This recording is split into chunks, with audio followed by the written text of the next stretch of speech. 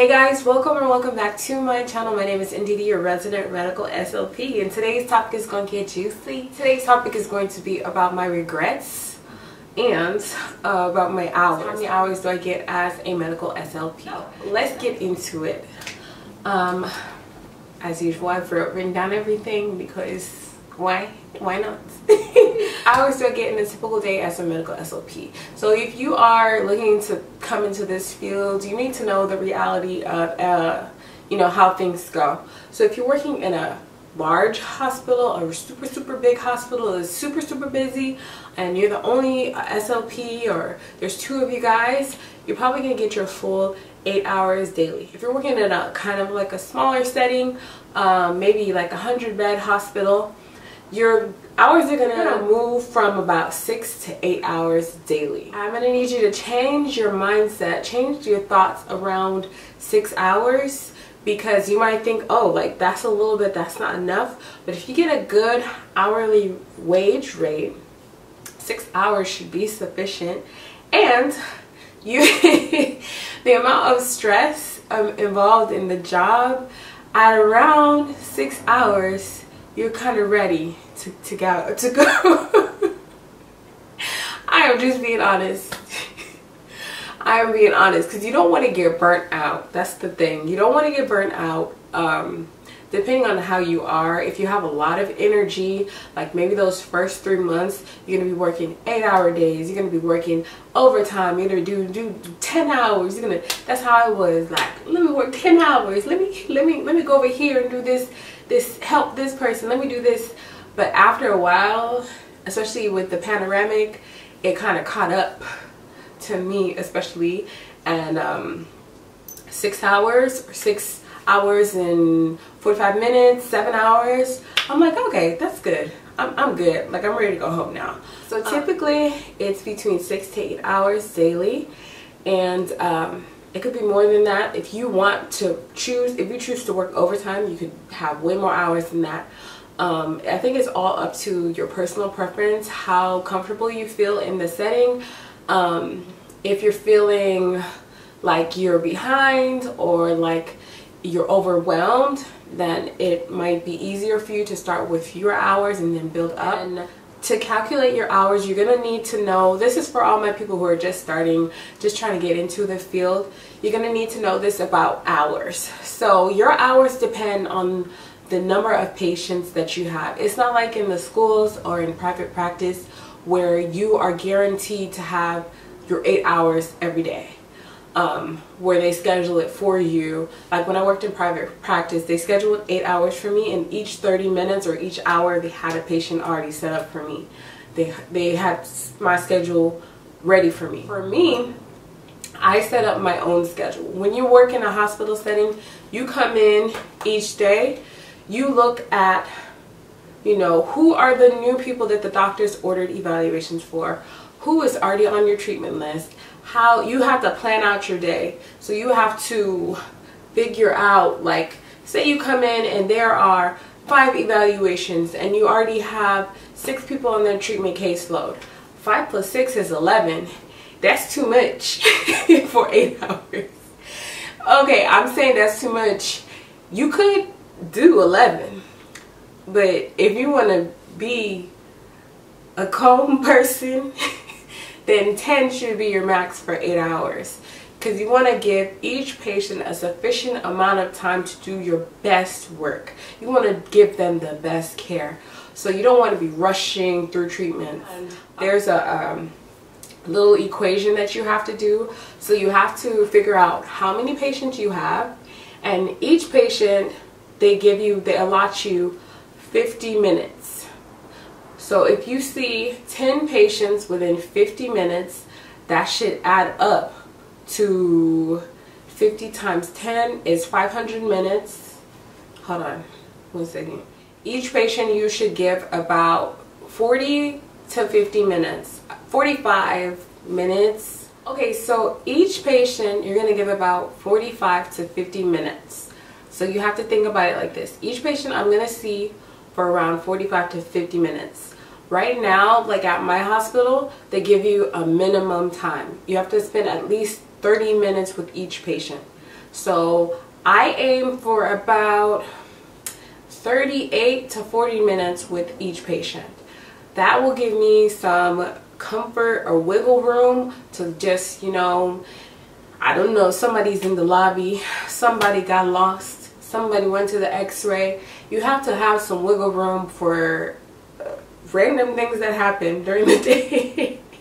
The nutritionist needs to see you, a doctor needs to see you in this room right now. You have to give yourself some wiggle room. So say you give yourself, like, I want to see each patient for 30 to 40 minutes each day. You have to see them for that amount of time in order to meet your productivity, which is going to be 90%. When they first hired me and they was talking about productivity and your total care ratio, I didn't know what I said. I don't know what you're talking about. Of course, I didn't say that to them. I just stood there and I nodded my head, and I just, in my mind, I'm like, when I go home, I'm gonna research this and I'm gonna understand what they're talking about. Basically, when they hire you, they're gonna tell you that you need to be 90% productive, meaning that 90% of your 8 hours there should be time with the patient. Okay, so speaking of hours, I want to make it as simple as I can and as straightforward as I can, because productivity and total care ratio is complicated if you think about it as a whole. So what you need to do as a medical SLP is, if you have only 5 patients that day, you do this calculation where you say 5 patients times 3, which is 15. You divide that by 4. That's 3.75. I'm gonna stop talking about this. Okay, let me regroup. So I'm gonna try to make this as simple as possible. You want to see all of your patients and not go over the amount of time that you are supposed to be allotted for yourself. So at the beginning of the day, you calculate how much time that you have for the patients. Say I have, so our formula is, say I have, let me say a typical day. I have 7 treatments for that day. So I'm going to multiply that by 3 because that's the number of units. I'm trying to make this simple. So you just do 7, you multiply by 3, which is 21, and then you divide that number by 4. So 21 divided by 4, that gives you 5.25, and then you're going to divide that by your productivity, which is, ours is 90%. So I'm going to divide that by 90%. So divide by 0.9, which will give you 5.83 hours. And I already have this memorized in my head because I've been working there for almost 2 years now. So I know that 5.83 hours is equal to 5 hours and 50 minutes. So I know that by the time I reach 5 hours and 50 minutes, I should be done with all of my patients. If I go over this, say I go over to, I'm at 6 hours, I'm at 6 hours instead of 5 hours and 50 minutes. I am going to decrease my productivity. My productivity maybe is going to be at like 86% or something like that.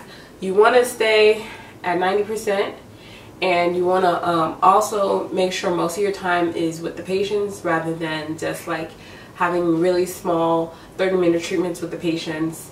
Instead, like, do like 40 minutes with them so that you'll meet both. You'll have enough time with your patients because the hospitals take into account how much time you spend with the patient, and they also want you to not spend too much time. So they want you to be productive. The money they're giving you, they want you to like use it wisely. So don't just be lollygagging around. They want you to be seeing patients. And if you're not seeing patients, they want you to clock out. That's it. That's the end of it. I've been talking about this for too long. Okay, so I'm gonna put my formula in my description box.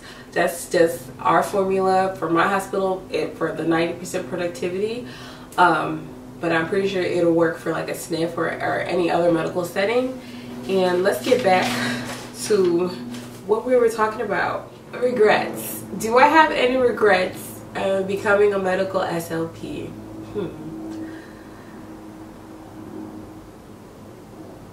No.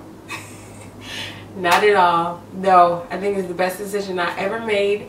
And if it gets too stressful for me, if it gets like too much for me, if I'm like overwhelmed, if I, you know, want to start a family, want to have kids, anything like that, I can always just go back to private practice. I can always just go back to, I don't know, go back to a school or something, or do something else.